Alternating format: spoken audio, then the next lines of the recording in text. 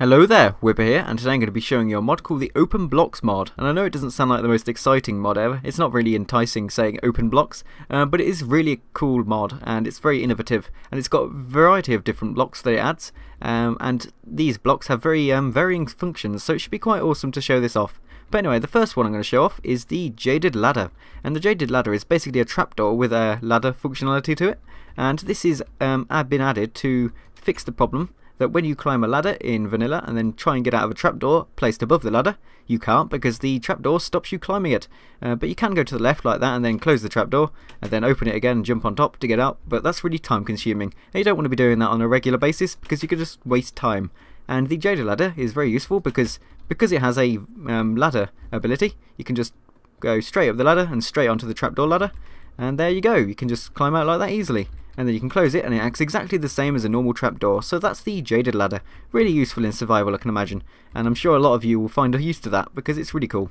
But next up we've got the elevator, and this is probably one of the best elevators I've seen in a mod because it's really efficient and easy to use compared to some of them which require a bit of time to actually set up and get them to work. So this one, all you have to do is walk on top of it and then press space to go up a level and crouch to go down a level. So there we go, up, down, you could do this all day really. And let's just keep going up to the top layer, and there we go, and back down to the bottom layer. So it's really it's simple as easy to use, and it's much more efficient than using a ladder, and the crafting recipe isn't that expensive either, and you'll probably be seeing the crafting recipes up there if you haven't already noticed. But next up, since we seem to be at the top of a massive pillar, it's a good time to show off the hang glider. So if I run and jump off and then right click, there we go. And you can see I'm now gliding down to the ground gracefully, and I'm parallel to the actual model for the hang glider.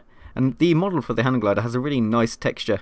Looks like it would do in real life. The only small nag I'd say is that there should be some like ropes or something, or wires reaching down to me and then attaching to me, so it doesn't look like I'm just floating magically in the air with nothing to support me. But there you go.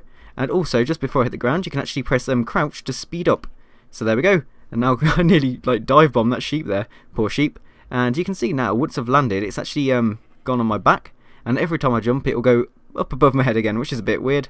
But to get rid of the hang glider from the back of your body, all you need to do is change over to the other hotbar slots, like that. And now let's go back to the main thing so I can show you the next item. And I really love the hang glider on a second note because that is just so cool. Imagine finding yourself on the top of a mountain and then just jumping off with this. It'd be a really fast and efficient way to get ground to the ground. But next up we have the healer, and for this one I'm going to have to do a jump cut because I'm going to need to show you how it works when I have very low hunger and health.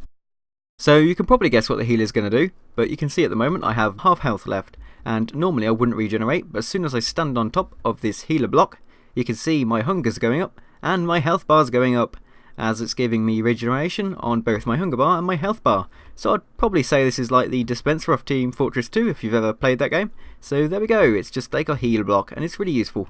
You could have this in your base or something like that to heal you every time you got near it, so that's really cool.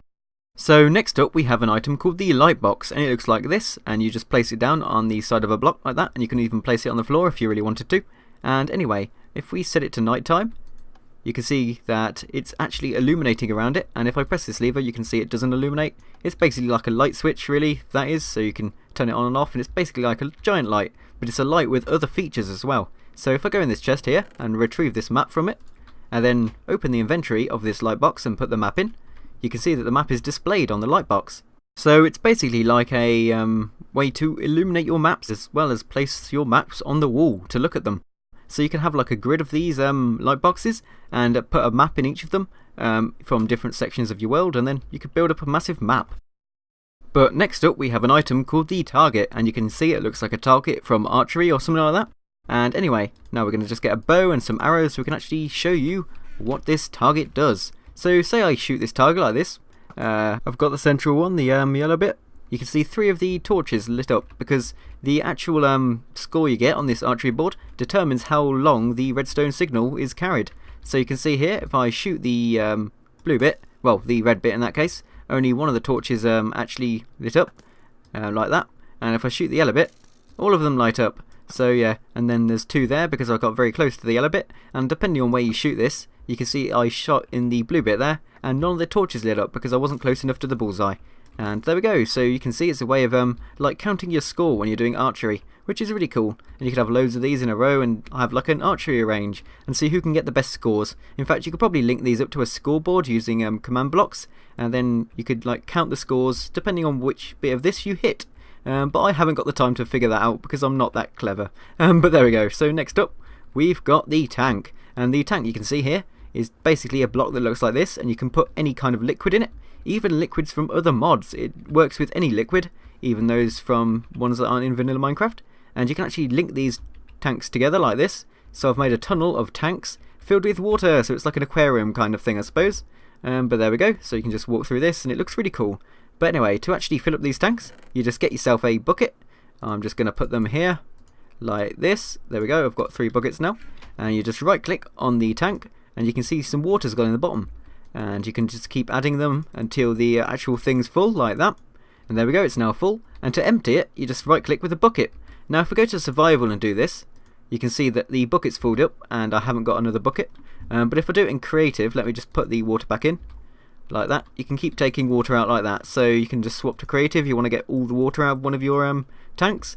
But it also works with lava, so I can put lava in here now and fill up the thing with lava and then take the lava out again.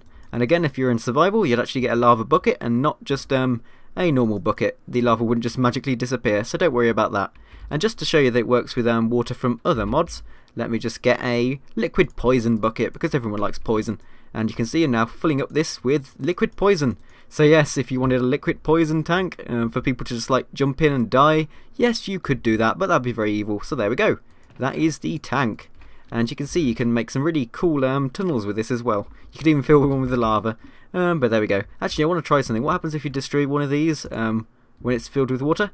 Oh, you pick up a tank filled with water, and what about if you place it down? Wow, that's awesome. Did you see that? Filled right up. So yep, you can collect the tank once it's filled with water, and you can place it down again. There we go. You've got like a filled water tank. I'm guessing in survival, if you did that, you wouldn't be able to retrieve the tank back, but we'll just live with that. And now I'm making a complete mess. So there we go, that's the tank. But next up we've got something called the trophy. And the trophies are really cool because they're not just like a visual aesthetic item. You can actually use them as well. They have little functions. But anyway, let me just go and get the trophy. So this is the trophy block. It's dropped from mobs when you kill them. So if you kill a zombie, it's going to drop one of these zombie trophies. And if you kill like a blaze, you're going to get a blaze trophy. And then you can place the trophies down, and then you'll be able to actually use them. So if I go up to this cow, did I just call a cow a pig? What am I on about? But anyway, if I right click on this cow now, you can see it plays a cow sound, and if I right click on the creeper, we get an explosion. If I right click on the skeleton, it fires an arrow at me. There we go, you can see arrows flying everywhere, and the pigman goes moo. Well, yeah, well, that was a terrible pigman impression. And the bat squeaks like that. That's a really weird bat model. It looks, where's its head? I just see some ears coming out of his body, but there we go. And the zombie does a zombie noise, and the witch doesn't seem to be doing anything, and neither does the ocelot. Oh, and the sheep goes bah, and the blaze sets me on fire. Oh dear, I wasn't expecting that. Oh dear. Okay, that wasn't very long, but there we go. Silverfish just makes the silverfish sound. Spider makes the spider sound. Whoa, okay, why did I think of right-click on a cave spider one? Of course that's going to poison me. Evil cave spider trophy. Why would you ever want to display a trophy that hurt you? That's just completely insane. Oh well. But next up we've got a slime one, and you can see the slime one is massive, and it dwarfs the actual trophy base. And if we right-click on this, it doesn't make a sound. Well, I was hoping it would make the fapping sound. Okay, that sounded so bad. The fapping sound of the slimes. Oh dear. But next up we've got the gust. And you can see that one just makes the gust sound. I was hoping it was going to fire out fireballs or something. Then next up we've got the Enderman, which appears to have teleported me everywhere. Okay. Whoa, I'm over here. Okay, so that's what that one does. And finally we've got the squid. Now, what evil, dastardly things can the squid one do?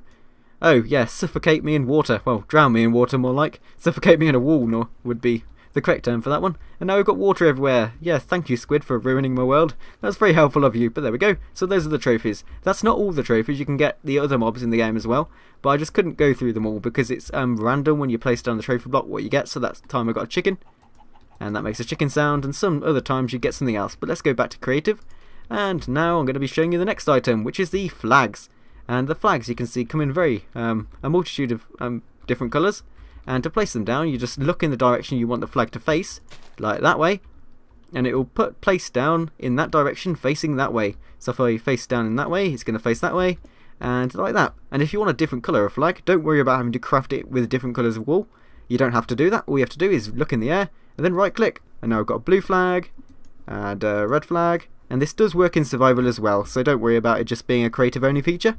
And now I've got like a brown flag or a blue flag, so that's how you change the colour. Don't try and right click on a block, because of course it's just going to place down the flag. Actually, it's not in that case. That's because I was clicking something it couldn't be placed on. But there we go, so that's the flags. And finally, we've got something called the guide block. So if I go over to this guide block here and then right click on it, you can see now we've got a like sphere kind of thing, like outline for a building. And the aim of this is to help you build stuff. So in Minecraft it's really hard to make circles or spheres by hand, and normally you'd use something like World Edit to make them really well, but this just gives you a guide so you can place down the blocks where these like transparent blocks are, like that, and you could build yourself a spherical object without having to think too much about it, like that. So you could fill in where it's telling you to fill in and create a perfect sphere. And also, to change the size of this sphere, for example, you can right click on the sides. So if I right click on this side here, it's changed to 10 by 8. And then you can of course crouch to actually place a block down there if you really wanted to, but you can change it to like 11, 12, 13, and if I put it on the opposite side, it's actually going to decrease that like dimension. And if I do it on this side, it's going to decrease this dimension, and if I right click on this side, it's going to increase that dimension. And to change the mode of the block, well, the builder block, what's it called again? I'm going to have to find this again. Actually, it's here, building guide, that's the one. You just have to shift and right click on it with nothing in your hand. And now you can change it to cylinder mode, so if you want to make a cylinder you could do that. Or a cuboid mode, which is like a massive cube kind of thing. And next we've got a dome mode and a triangle mode, like that, so if you wanted to build a triangle. The only one thing it lacks, I suppose, is like a circle mode instead of a sphere mode. But I suppose you could just use the sphere mode and just use one of the layers instead of all the blocks. And then we've got an octagon mode, which looks kind of cool. Although I'm not sure that's an octagon, it doesn't really look very octagonish. We'll go with it. And there we go. And now you can change the size of it, of course, and there we go. We'll just go back to sphere mode. So that's the building guide. A really useful tool if you want to build spheres and stuff. Although it doesn't like plan out a whole house for you, but that would be a bit dumb really. But there we go. And look at the mess that Squid made. Damn Squid. So yeah, that's pretty much everything for the Open Blocks mod. It basically just adds a load of different kinds of item into Minecraft, as you can see. And there we go, they're all really awesome and innovative, especially like the tank and the elevator. And I also really like the building guide, because I haven't seen that done before. And it looks really cool. I mean, look at that. From a distance, I wonder what this looks like. Look at that, it looks like an igloo or something. That's really cool. But there we go. So yeah, thank you for watching this mod spotlight. And yeah, please remember to leave a like if you enjoyed, because it really helps out. And also, I want to say a special thanks for helping me reach 20,000 subscribers if you subscribe to me, because that's like a really awesome milestone. And I've finally reached it after like a year of trying. But there we go. So thank you for that. And I'll see you next mod video.